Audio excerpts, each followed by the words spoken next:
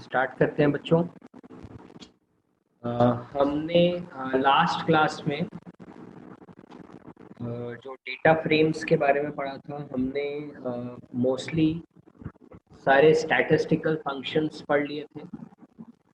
आपको मैंने कुछ स्टैटिस्टिकल फंक्शंस पढ़ाए थे बच्चों, आप स्क्रीन पे भी देख सकते हो। हमने min फंक्शन पढ़ा था, मैक्स फंक्शन पढ़ा था, हमने एक एग्जाम्पल के थ्रू भी देखा था जिसमें हमने डेटा फ्रेम क्रिएट किया था और उस पर हमने min और मैक्स फंक्शन अप्लाई करके देखा था। min हो चाहे मैक्स हो, चाहे कोई भी एग्रीगेट फंक्शन हो, चाहे कोई भी स्टैटिस्टिकल फंक्शन हो, by default it is applied on column. अगर आपको उसे चेंज करना है, रो पे अप्लाई करना है, तो आपको x इज इक्वल्स टू 1 लिखना पड़ेगा। तो आप देख सकते हैं यहाँ पर जो मैंने हाईलाइट किया है, जैसे आपको मिनिमम वैल्यू निकालनी है with the help of row, तो आपने उसके आगे जो पैरामीटर पास किया है that is x is equals to 1। तो बाय डिफॉल्ट x इज 0 होता है, that means it will be calculated column wise. But अगर आप चाहते हो कि रो वाइज कैलकुलेट हो तो आपको x इज इक्वल टू 1 लिखना पड़ेगा। वैसे ही हमने और भी फंक्शंस पढ़े थे, मीन, मीडियन, मोड। आप इनसे फेमिलियर हैं, आपने छोटी क्लासेस में भी मीन, मीडियन, मोड पढ़ा है। मैंने उनका बेसिक डिफरेंस भी आपको बताया था कि मीन का मतलब होता है arithmetic mean, that means to find the average of values. Median जो होता है that is to find the mid value by arranging them in the values in ascending or descending order। आप बीच वाली वैल्यू ढूंढ लेते हो, वो मीडियन कहलाता है। मोड का मतलब होता है ऐसी वैल्यूज जो बार बार रिपीट हो रही हैं, the value having highest frequency, जो बार बार रिपीट हो रहा हो वो मोड कहलाता है, जो सबसे ज्यादा बार रिपीट हुआ है। ठीक है, फिर हमने कुछ एग्जांपल्स के थ्रू समझा था। हमने डेटा फ्रेम क्रिएट किया था, उस पर हमने मीन, मीडियन और मोड अप्लाई करके देखा, क्या आउटपुट आएगा वो भी हमने देखा था। हाँ, हमने आगे और फंक्शंस देखे थे, जैसे क्वांटाइल देखा था। हमने क्वांटाइल के बारे में पढ़ा था कि भाई 4 इक्वल पार्ट्स में बांटता है, यानी if the data is 100% it will B divided into 4 equal part, that means 25% each. Quantile 1 को Q1 से रिप्रेजेंट किया जाता है, क्वांटाइल 2 को Q2 से रिप्रेजेंट किया जाता है, Q3 और Q4 से रिप्रेजेंट किया जाता है। ये सारी चीजें हमने देखी थी। हमने ये भी पढ़ा था कि जो मीडियन होता है दैट इज 2 क्वांटाइल्स यानी 50% है। ट्रेकाइल जो होता है दैट इज 3 क्वांटाइल, 3 पार्ट में बटा होता है, 33.33%। क्वांटाइल 4 हिस्सों में बटा होता है, और ऐसे चलता जाता है, काफी सारे नाम होते हैं। और लास्ट में होता है परसेंटाइल विच इज 100 क्वांटाइल, मतलब एक एक परसेंट का एक डेटा रहेगा। ये हमने लास्ट क्लास में पढ़ा था। चलिए अब आगे बढ़ते हैं बच्चों। अब आज जो हम डिस्कस करेंगे दैट इज द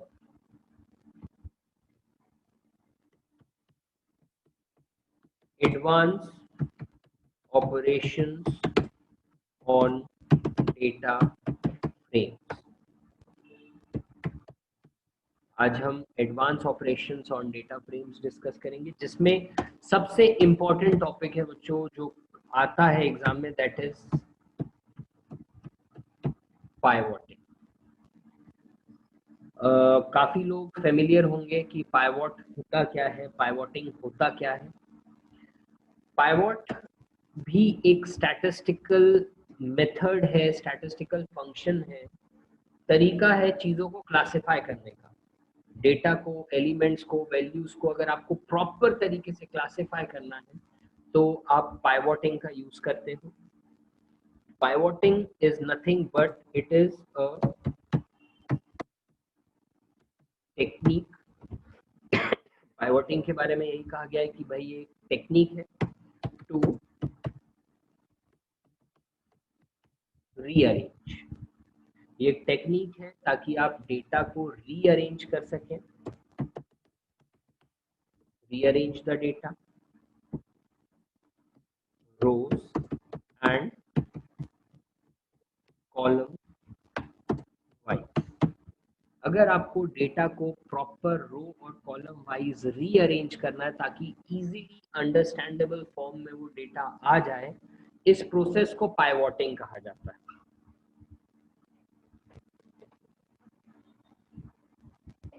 ठीक है, तो जो पाइवॉटिंग होता है बेसिकली इसका काम होता है to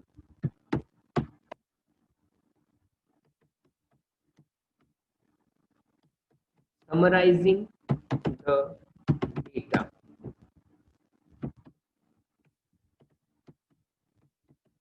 represented in data data frames में जो डेटा आप टेबुलर फॉर्म में अरेंज करते हैं, आप पढ़ चुके हैं बच्चों डेटा फ्रेम के बारे में कि डेटा फ्रेम में जो भी डेटा आप अरेंज करते हो they are in the form of a 2 dimensional array, rows और कॉलम्स होती है। बट अगर आपको डेटा को रिप्रेजेंट करना है प्रॉपर तरीके से ताकि इजीली आप उसे अंडरस्टैंड कर सके, उस टेबल के डेटा को वैल्यूज को समझ सके, तो आप पाइवॉटिंग का यूज करते हो। इसका एक बेस्ट एग्जांपल जो है वो मैं आपको बताना चाहूँगा बच्चों। ये इमेज इंटरनेट के थ्रू डाउनलोड की है, आपके बुक में भी एक टेबुलर फॉर्म में इमेज है, बट वो मेरे लिए अभी क्रिएट करना मुश्किल हो जाता है, वो टेबल पूरा टाइम लगता है। तो मैंने इंटरनेट के थ्रू आपको एक एग्जांपल समझाने की कोशिश की है बच्चों। यहाँ आप देख सकते हैं कि there is a group of data which is in a data frame। ये जो डेटा फ्रेम है it consist of 3 columns, 3 columns है इसमें, स्टूडेंट, सब्जेक्ट और मार्क्स। अगर आप ऑब्जर्व करें बच्चों तो इस डेटा फ्रेम में जो आपके रोज हैं आप देखेंगे उसमें रिडंडेंट डेटा है, मतलब रिपीट हो रहा है। जैसे स्टूडेंट में अगर आप देखें तो you have 3 subjects but of single person, Jacob. Jacob maths subject भी पढ़ता है, साइंस सब्जेक्ट भी पढ़ता है, ज्योग्राफी सब्जेक्ट भी पढ़ता है और उसके मार्क्स दिए हुए। वैसे ही एमिली के भी 3 सब्जेक्ट्स हैं और तीनों के मार्क्स दिए। अगर इस टेबल को आप इस टेबल पे आप पाइवोटिंग अप्लाई करते हैं बच्चों, तो आप देख सकते हैं कि टेबल का जो डेटा है, जो ओरिजिनल रिकॉर्ड्स हैं, कितने इजीली उन्हें रिप्रेजेंट कर दिया गया है। जो स्टूडेंट कॉलम है उसमें जो डेटा रिपीट हो रहा है उसे आपने रो इंडेक्स बना दिया। आप देख सकते हैं जेकब और Emily are the row index, और जो सब्जेक्ट्स है they are the column index, उनको कॉलम इंडेक्स बना दिया गया है। तो इससे आप देख सकते हैं कि किस तरीके से आप एक ओरिजिनल रिकॉर्ड डेटा फ्रेम को आप पाइवोटिंग करके कितना इजी सिंप्लीफाई मेथड के थ्रू आप उसको इजीली रिप्रेजेंट कर सकते हैं। ठीक है, तो पाइवोटिंग का आपको यूज समझ में आ गया होगा बाय सीइंग दिस एग्जांपल कि जो डेटा रिडंडेंट है, रिपीट हो रहा है बार बार, आपका बेसिक मोटिव ये होना चाहिए कि रिडंडेंसी, जो रिपीटिशन हो रहा है, जो रिडंडेंसी हो रही है उसे आप रिमूव करें ताकि डेटा इजी फॉर्मेट में यूजर के सामने डिस्प्ले हो, और यही हेल्प हमें पाइवोटिंग करता है। आई होप आपको ये समझ में आ गया होगा। आगे बढ़ते हैं। तो हमने पाइवोटिंग को एग्जांपल के थ्रू भी समझा। पाइवोटिंग से हमें ये समझ में आया कि it means summarising of data ताकि यूजर के सामने इजी फॉर्मेट में वो डेटा रिप्रेजेंट किया जा सके, ये पाइवोटिंग कहलाता है। आपके बुक में भी कुछ टेबल के फॉर्म में एग्जांपल्स मिल जाएंगे। अगर आप पाइवोटिंग अप्लाई करते हैं, सपोज आप किसी भी डेटा फ्रेम पे पाइवोटिंग अप्लाई करते हैं, अगर हम यही इमेज देखें, आप ये इमेज देख सकते हैं बच्चों, यहाँ पर जो ओरिजिनल रिकॉर्ड, ये एक डेटा फ्रेम हो सकता है, this can be a data frame. जब आप इस डेटा फ्रेम को, सपोज इस डेटा फ्रेम का नाम है df1, सपोज आप इस डेटा फ्रेम पे अगर पाइवोटिंग अप्लाई करते हैं तो आपको बस क्या लिखना पड़ेगा, डॉट पाइवोट तो पाइवॉट एक फंक्शन है, पाइवॉट एक फंक्शन है जो कैसे आएगा, कैसे हम इसे अपने प्रोग्राम में इन्वॉल्व करेंगे, bye import pandas as pd, तब आप पाइवॉट का यूज कर सकते हैं। जो आपने pandas as pd लिखा है इसके थ्रू आप एक डेटा फ्रेम क्रिएट करेंगे df1, आप सबको डेटा फ्रेम क्रिएट करते बनता है pd डॉट डेटा फ्रेम, आप डेटा फ्रेम क्रिएट कर सकते हैं। डेटा फ्रेम क्रिएट करने के बाद उसी डेटा फ्रेम पे आप पाइवॉट फंक्शन अप्लाई करेंगे। पाइवॉट फंक्शन में आपको रो इंडेक्स और कॉलम इंडेक्स दो चीजें दी होंगी। जैसे आप ये एग्जांपल में देख सकते हैं बच्चों, यहाँ पर जो ओरिजिनल रिकॉर्ड है इसमें स्टूडेंट कॉलम के अंदर के रिकॉर्ड्स को हमने रो इंडेक्स बना दिया है और सब्जेक्ट कॉलम के अंदर के रिकॉर्ड्स को हमने कॉलम इंडेक्स बना दिया। तो यहां पर हमें मेंशन करना पड़ेगा इंडेक्स और जिस कॉलम को आप इंडेक्स बनाना चाहते हैं, कॉलम का नाम, जिस कॉलम को आप इंडेक्स बनाना चाहते हो। जैसे अकॉर्डिंग टू दिस एग्जांपल आपको स्टूडेंट कॉलम को रो इंडेक्स बनाना है और वैसे ही कॉमा डाल के अब आपको कॉलम इंडेक्स यानी कि कॉलम्स इक्वल्स टू, और फिर आपको उस कॉलम का नाम लिखना है जिसे आप कॉलम इंडेक्स बनाना चाहते हैं। अगर हम ऑब्जर्व करें तो स्टूडेंट टेबल में स्टूडेंट कॉलम में जेकब और एमिली ये दोनों रो इंडेक्स बन चुके हैं और सब्जेक्ट टेबल में जो तीन सब्जेक्ट्स हैं math, science and geography, they have become column index. तो ये आपको यहाँ पर मेंशन करना पड़ेगा।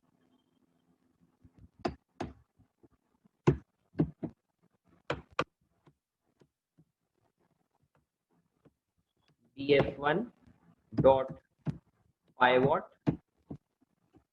जैसे जो एग्जांपल मैं आपके सामने डिस्प्ले कर रहा हूँ उसके हिसाब से इंडेक्स इक्वल्स टू, और फिर आप कॉलम का नाम डाल दीजिए और आपके कॉलम का नाम है स्टूडेंट, वैसे ही कॉमा, फिर कॉलम इक्वल्स टू, और फिर आप कॉलम इंडेक्सिंग डाल देंगे जो कि है सब्जेक्ट।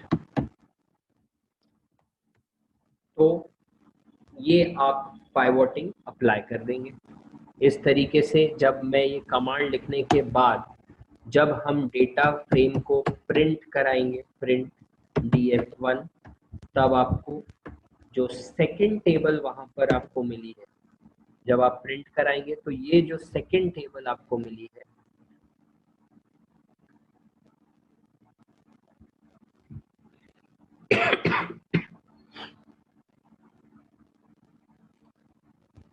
ठीक है, सेकंड टेबल जो है वो आपका एज एन आउटपुट आपको मिल जाए।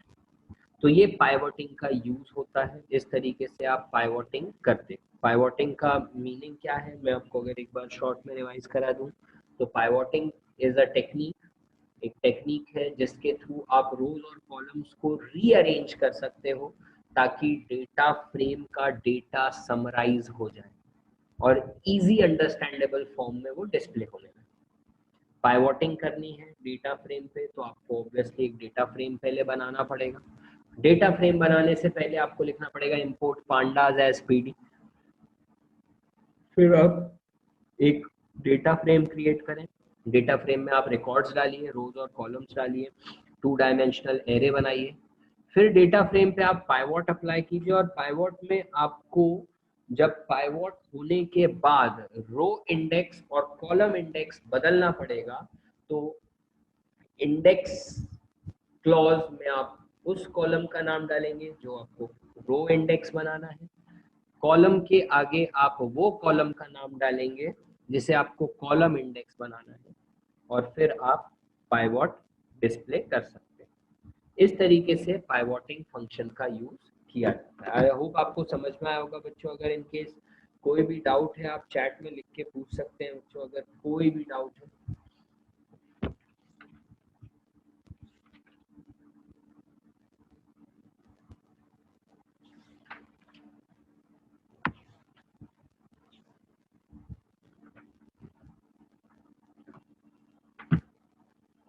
अब नेक्स्ट हम आते हैं, तो नेक्स्ट टॉपिक है that is sorting data frame value. बच्चों आप सबको पता है, आप ये वर्ड से फेमिलियर हैं, सॉर्टिंग का मतलब होता है अरेंजिंग इन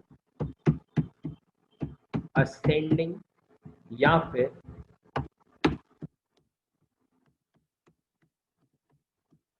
डिसेंडिंग ऑर्डर। अगर आपको रिकॉर्ड्स को, जो डेटा फ्रेम में आप स्टोर करके रख रहे हैं, उन रिकॉर्ड्स को आपको अरेंज करना है असेंडिंग या डिसेंडिंग ऑर्डर में, तो इस प्रोसेस को सॉर्टिंग कहा जाता है।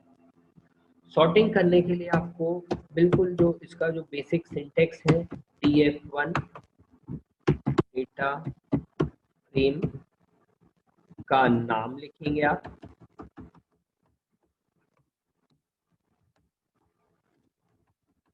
फिर आगे आपको लिखना पड़ेगा डॉट, और फिर आपको वो फंक्शन यूज करना है सॉर्ट अंडरस्कोर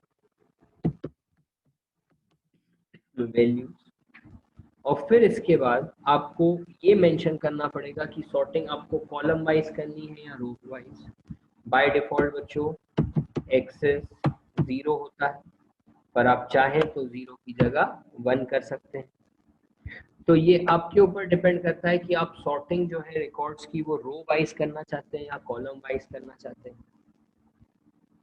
एक्सेस 1 लिखेंगे तो ऑब्वियसली रो वाइज होगा, और अगर आप एक्सेस 0 लिखते हैं तो कॉलम वाइज होगा। एक्सेस इक्वल्स टू 0 लिखने की जरूरत नहीं है बच्चों, बाय डिफॉल्ट एक्सेस 0 ही होता है। इसके अलावा यहाँ पर आपको एक चीज और मेंशन करनी पड़ेगी, and that is ascending equals to, या तो आपको यहाँ ट्रू लिखना पड़ेगा या फिर आप फॉल्स लिखेंगे। बाय डिफॉल्ट बच्चों असेंडिंग ट्रू होता है, मतलब अगर आप सॉर्ट फंक्शन अप्लाई करते हैं और आप असेंडिंग नहीं मेंशन करते, असेंडिंग इक्वल्स टू ट्रू नहीं लिखते, तो भी वो बाय डिफॉल्ट असेंडिंग में ही करेगा। पर अगर आप चाहते हैं कि डिसेंडिंग ऑर्डर में हो तो आपको असेंडिंग इक्वल्स टू फॉल्स लिखना पड़ेगा, तब वो रिकॉर्ड्स डिसेंडिंग ऑर्डर में अरेंज हो जाएंगे जब आप लिखेंगे असेंडिंग इक्वल्स टू फॉल्स।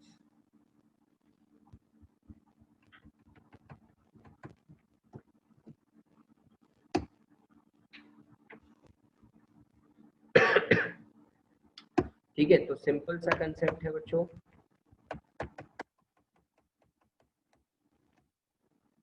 आपको सिर्फ डेटा फ्रेम का नाम लिखना है, डॉट सॉर्ट अंडरस्कोर वैल्यूज, और फिर यहाँ पर आप एक्सेस मेंशन करेंगे, एक्सेस इक्वल्स टू 1 0। अगर आपको कॉलम वाइज ही करना है तो एक्सेस इक्वल टू 0 लिखने की जरूरत नहीं है, और फिर अगर आपको असेंडिंग में करना है तो असेंडिंग इक्वल्स टू ट्रू।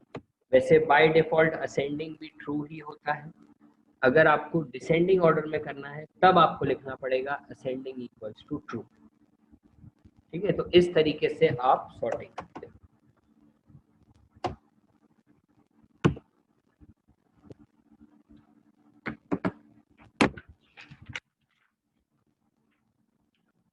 अब आगे बढ़ते हैं बच्चों, नेक्स्ट आता है जो नेक्स्ट टॉपिक है आपका, दैट इज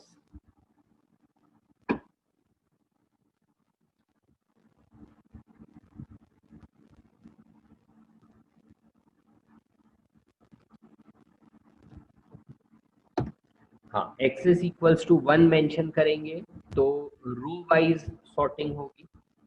और अगर x is equals to 0 mention करेंगे, जो कि मेंशन करने की जरूरत नहीं है, by default x is equals to 0 ही होता है, तो वो कॉलम वाइज सॉर्ट करेगा।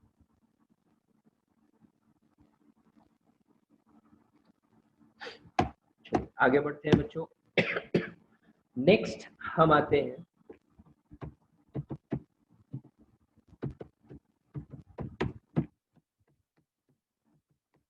नेक्स्ट टॉपिक जो है आपका, दैट इज एग्रीगेशन फंक्शंस। यानी कि अगर आपको एग्रीगेट निकालना तो आप एग्रीगेशन फंक्शंस का यूज करेंगे। एग्रीगेट आप समझ सकते हैं, एग्रीगेट मींस जब कोई फंक्शन मल्टीपल रिकॉर्ड से डील करता, एक डेटा फ्रेम के एक पर्टिकुलर रो या पर्टिकुलर कॉलम के सारे रिकॉर्ड से डील करने वाले फंक्शंस एग्रीगेट फंक्शंस कहलाते हैं। और ये एग्रीगेट फंक्शन में सबसे पहला जो आता है दैट इज काउंट। काउंट क्या करेगा बच्चों? It will count the total number of values. किसी भी डेटा फ्रेम में कितनी टोटल नंबर ऑफ रोज हैं, टोटल नंबर ऑफ कॉलम्स हैं, कोई पर्टिकुलर वैल्यू को काउंट करना है तो आप एग्रीगेट फंक्शन काउंट का यूज करेंगे। फिर वैसे ही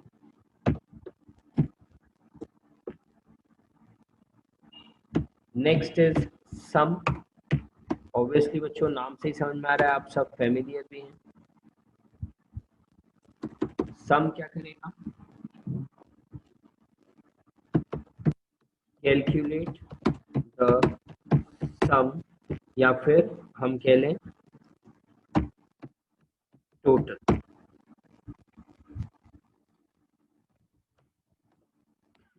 of all the value in data frame.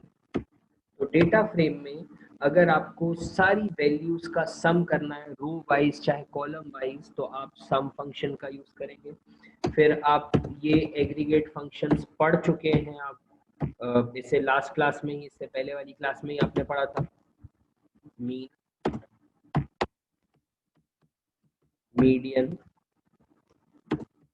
और मोड, ये भी आप पढ़ चुके हैं। इससे लास्ट क्लास में आपने मीन, मीडियन, मोड के बारे में पढ़ा था, तो मैं इसे ज़्यादा डिस्कस नहीं करूँगा। वैसे ही आप एग्रीगेट फंक्शन में ये भी पढ़ चुके हैं, मिन और मैक्स, ये फंक्शन भी आप पढ़ चुके हैं दोनों। इसके अलावा और भी फंक्शंस होते हैं, जैसे VAR, ये वेरिएंस निकालने के लिए होता है।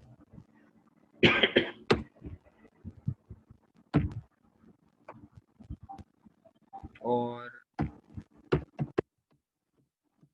क्वांटाइल आप पढ़ चुके हैं। STD यानी स्टैंडर्ड डिविएशन, ये भी आपने वर्ड सुना होगा बच्चों। 10th क्लास में स्टैटिस्टिक्स में आपने स्टैंडर्ड डिविएशन के बारे में पढ़ा होगा। आपने ये सुना होगा वेर यानी कि वेरिएंस। तो ये सब स्टैटिस्टिकल डेटा के लिए होते हैं। Obviously statistics function multiple numbers, multiple values पे ही अप्लाई किए जाते हैं, इसलिए ये सब स्टैटिस्टिकल फंक्शंस एग्रीगेट फंक्शंस भी कहलाएंगे, क्योंकि ये मल्टीपल रिकॉर्ड से डील करते हैं। तो आपने कुछ एग्रीगेट फंक्शंस के नाम अभी मेरे साथ डिस्कस किए, जैसे count, total number of values को काउंट करता है। सम, ठीक है, सम क्या करेगा? कैलकुलेट द सम या total of all the values in the data frame. Mean, median, mode आप पढ़ चुके हैं। मिन, मैक्स आप पढ़ चुके हैं। वेरिएंस शायद आपने नहीं पढ़ा होगा, बट जो 11th 12th में मैथ्स लेते हैं वो पढ़ते हैं वेरिएंस के बारे में। तो तो वेरिएंस एक फंक्शन है, क्वांटाइल एक फंक्शन है, एसटीडी या स्टैंडर्ड डिविएशन एक फंक्शन है। तो ये एग्रीगेट फंक्शंस हो गए।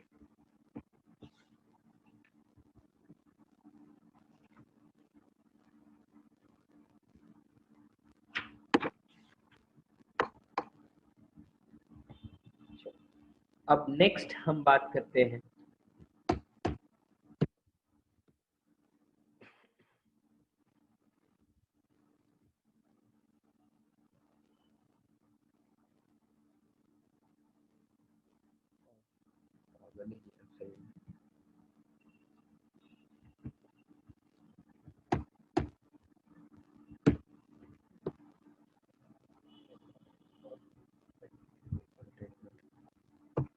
इसका स्क्रीनशॉट लेके इसके बाप को भेजता हूँ। ले लिया स्क्रीनशॉट तो ले लिया इसका, इसके बाप को भेजता हूँ। चल नेक्स्ट टॉपिक,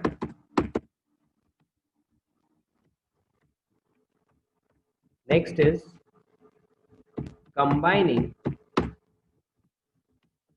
डेटा फ्रेम्स। ठीक है, तो अगर आपको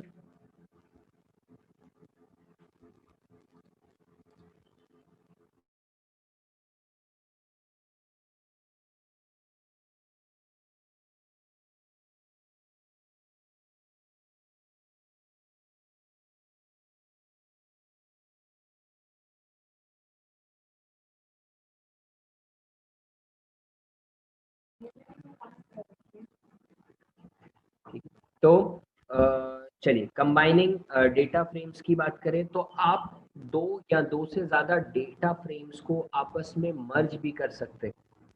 इसके लिए अगर हमें दो डिफरेंट डेटा फ्रेम्स को ज्वाइन करना है आपस में ताकि उनके रिकॉर्ड्स भी कंबाइन हो जाए, तो हमें एक फंक्शन का यूज करना पड़ता है, दैट इज कॉनकैट। आपने ये पहले सुना होगा, स्ट्रिंग्स में हमने पढ़ा होगा कि दो स्ट्रिंग्स को अगर आपको कंबाइन करना है, ज्वाइन करना है, तो आप कॉनकैट का यूज करते हो। तो इसी तरीके से if you want to join two different data frames तो आप कॉनकैट का यूज करोगे। तो भाई suppose you have df1 data, दो डेटा फ्रेम है आपके पास, डेटा फ्रेम 1 और df2 डेटा फ्रेम 2। तो अगर आपको इन दोनों डेटा फ्रेम्स को कंबाइन करना है और किसी तीसरे डेटा फ्रेम में सेव करना है, तो df3 is equal to pd dot concat, और यहाँ पर आप दोनों डेटा फ्रेम्स को मेंशन कर देंगे df1 df2। तो दोनों डेटा फ्रेम जुड़ तो जाएंगे बच्चों, बट याद रखिएगा कि they will be concatenate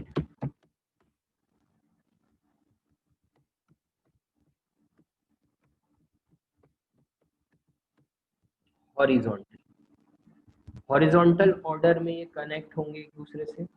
but अगर आप चाहते हो कि हॉरिजॉन्टल ऑर्डर में ना होके ये वर्टिकल ऑर्डर में कनेक्ट हो, तो आपको यही लाइन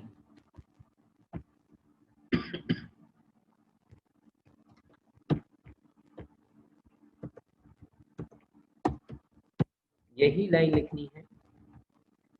बट इसके आगे आपको क्या मेंशन करना पड़ेगा, कॉमा डाल के एक्सेस इक्वल्स टू 1।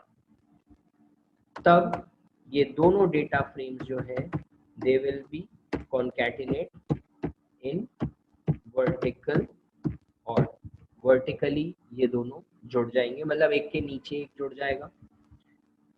तो ऑब्वियसली बच्चों by default horizontally he data frame जुड़ते हैं दोनों, मतलब एक्सेस इक्वल्स टू 0 मेंशन करने की जरूरत नहीं है।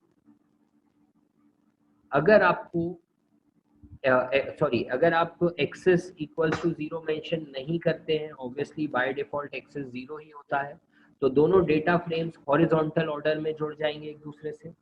बट अगर आप चाहते हैं कि वो डेटा फ्रेम्स हॉरिजॉन्टल ना होके वर्टिकल ऑर्डर में जुड़े, तो आप एक्सेस इक्वल्स टू 1 आपको मेंशन करना पड़ेगा, बाय डिफॉल्ट एक्सेस 0 होता है।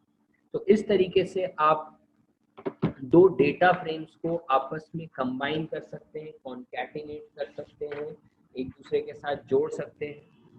एक तरीका और है बच्चों, अगर आपको दो डेटा फ्रेम्स को कंबाइन करना है तो इसका एक तरीका और है, to perform left and right join. तो लेफ्ट एंड राइट जॉइन आपको परफॉर्म करना पड़ेगा। सपोज आपने लिखा डेटा फ्रेम 1 डॉट जॉइन और फिर आप ब्रैकेट में लिखें डेटा फ्रेम 2। तो ऑब्वियसली जब ये दोनों कंबाइन होंगे तो सबसे पहले डेटा फ्रेम 1 और फिर हॉरिजॉन्टल ऑर्डर में इसी के आगे डेटा फ्रेम 2 भी जुड़ जाएगा। बट अगर आप उल्टा लिखते हैं df2 डॉट ज्वाइन और ब्रैकेट में df1, तो पहले डेटा फ्रेम 2 और उसी के जस्ट आगे डेटा फ्रेम 1 जुड़ेगा। तो ये डिपेंड करता है कि आप पहले कौन सा डेटा फ्रेम मेंशन कर रहे हो। डेटा फ्रेम 1 डॉट ज्वाइन लिखेंगे तो ऑब्वियसली लेफ्ट हैंड साइड पे डेटा फ्रेम 1 आएगा। डेटा फ्रेम 2 डॉट ज्वाइन लिखेंगे तो ऑब्वियसली लेफ्ट हैंड साइड पे डेटा फ्रेम 2 मेंशन होगा। तो इस तरीके से आप लेफ्ट और राइट ज्वाइन परफॉर्म कर सकते हो। तो ज्वाइन करने के हमने दो तरीके भी देखे यहाँ पर, एक कॉनकैट और एक ज्वाइन फंक्शन देखा। इसके थ्रू आप दो डिफरेंट डेटा फ्रेम्स को कंबाइन कर सकते हो, ज्वाइन कर सकते हो।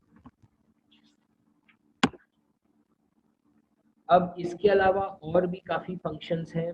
नेक्स्ट क्लास में हम वो सारे फंक्शंस डिस्कस करेंगे बच्चों, और नेक्स्ट क्लास में कोशिश करेंगे कि ये पाइथन पांडा 2 जो है डेटा फ्रेम से रिलेटेड चैप्टर, ये एंड हो जाए, क्योंकि अब थोड़े से ही फंक्शंस बचे हैं। फिर मैं इस पे न्यूमेरिकल प्रैक्टिकल क्वेश्चंस भी आपको कराऊँ। इसमें कोई भी अगर डाउट है इन केस तो आप मुझे व्हाट्सएप के थ्रू भी पूछ सकते हो।